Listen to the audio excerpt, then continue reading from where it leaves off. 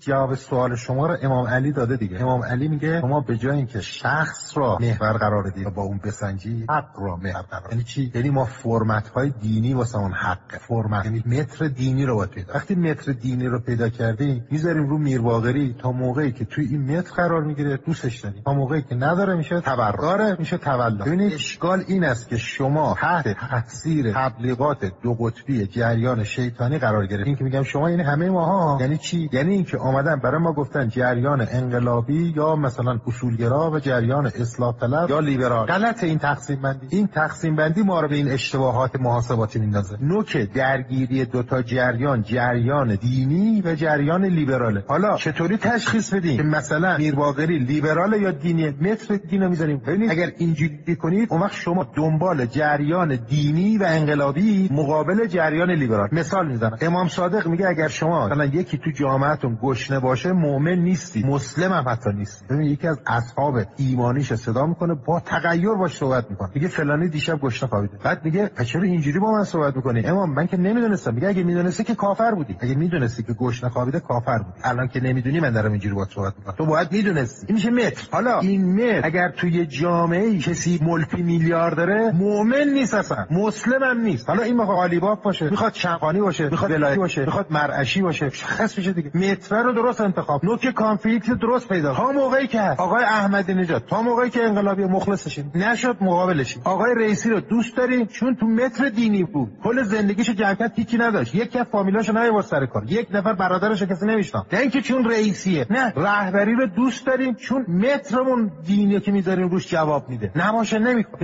ببین توی جنگ احد چه اتفاقی افتاد؟ همه شایعه کردن گفتن پیامبر شهید شد، همه ول کردن. خدا گفت با پیامبر اگه شهید شد خب من دارید کار میکنید برای پیامبر داره اتصال میده برای من، امام داره اتصال، اینا موضوعیتشون برای منه. او که پیامبرشه که معصومشه. این آقا خامنه ای، آقا ما خدا پرستیم، شخص پرست که نیستیم. خدا متر ما داده، گفته آقا بذار رو میر باقری. اگه دروغ گفت تو حوزه دین نیست، اگه کنز مال کرد تو حوزه دین نیست، اگه تبرج کرد تو حوزه دین نیست، اگه خیانت کرد تو حوزه دین نیست، اگه واسش الستویه بود موضع نمیگرفت تو حق و باطل، منافقه، تو حوزه دین نیست. این متر رو بشون، این متر رو بذار رو هر آدمی. او آدمی بود تا بود دفاع کن، نبود بزنش به دیوار، هر کی میخواد باشه. الان میگیم مثلا تو انتخابات این 4 5 نفر بودن، خب جلیلی از همشون با متر بیشتر میخونه. و چرا رفتیم به پزشکیان رای دادیم؟ بابا حالا عقوبت بکشید، میکشید و مجازاتشو پس میدید و هزینه‌شو میدید. ببینید بحث اصلا جریان مخالف و موافق نیست که، بحث اینه که ما تو ذهنمون میایم یه دسته‌بندی میکنیم، مثلا که این 50 نفر انقلابیان، این 50 نفر لیبرالن. آقا موضع گرفته، جای بزنگ‌ها آمده وایساده،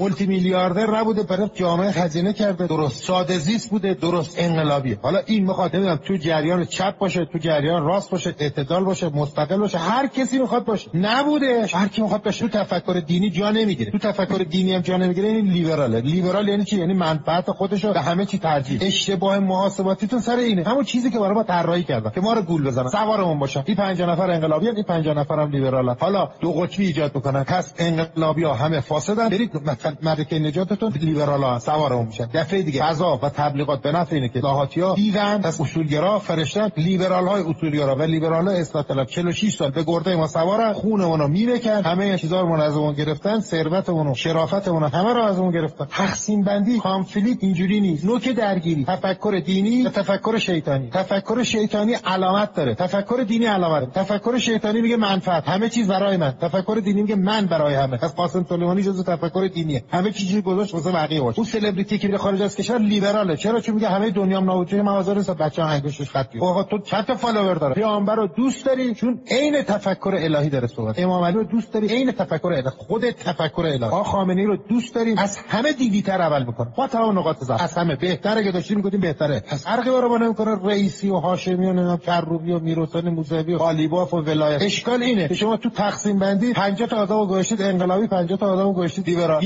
اینم که دوز شد، اون آقا دوز بوده از اول، لباس انقلابی پوشیده. حالا این میخواد محصولی نمیدونم جبهه پایداری باشه، جز متر دین قرار نمیگیره. وقتی تو جامعه اصلی ترین مسئلهش معیشته، هر کس که پول داره حتی اگر عجیلات گنج پیدا کرده مؤمن نیست. این صحبت امام صادق. بخواد پایداری چی باشه، بخواد مرعشی چی باشه، بخواد قالیباف چی باشه، بخواد ولایتی چی باشه، هر کی بخواد باشه. الان میگیم تو این انتخابات مثلا جلیلی اصلا بهتر بود. اگه جلیلی کاخنشین بود میذاریمش دیوار. جلیلی برای ما مهم نیست. ما داریم از جلیلی دفاع میکنیم، داریم از خدا دفاع میکنیم، از دین دفاع میکنیم، از رئیسی دفاع میکنیم، از خدا داریم دفاع میکنیم، میکنیم، از دین دفاع میکنیم، به رئیسی کاری نداریم، به جلیلی کاری نداریم، حتی پیامبرش داریم دفاع میکنیم، تو جنگ احد داریم از خدا دفاع میکنیم. قصه اینه. این اشتباه محاسباتی ما اینه که توی جریانه که برای ما جریان قالب شیطانی ایجاد کرده داریم تو اون زمین طراحی میکنیم، تو اون زمین بایپولار، تو اون زمین دو قطبی آبی و قرمز. این جمله رهبری این اصلا به جریانات سیاسی کار نداره. آدم رو حالا رهبری خود نمیتونه برای کره ماه بیاره یکی آدم مومن بذاره، یا اصلا آدم مومن گذاشت ها موقعی که هست آقا تو مومن پیدا کردی گوشت دوز شو موزه باش میگیری، تولد تبدیل به تبرع میشه. آدم بد بوده توبه کرده ببین داره همه کاری میکنه، تبرع تبدیل به تولد میشه. آقا موقعی که هست این میشه متر دی، هیچ وقت پول نمیشه، گمراه نمیشه، هیچ وقت کلا سرت نمیذاره، هیچ وقت این ور اون ور نمیکنه. آقا همه پس دزدن. آقا نه آقا همه دزد نیستن، اینا آدم خوب داری. خب چرا این آدمای خوب نمیان سر کار؟ پروپاگاندای رسانه‌ای جریان شیطانیه، اجازه نمیدن.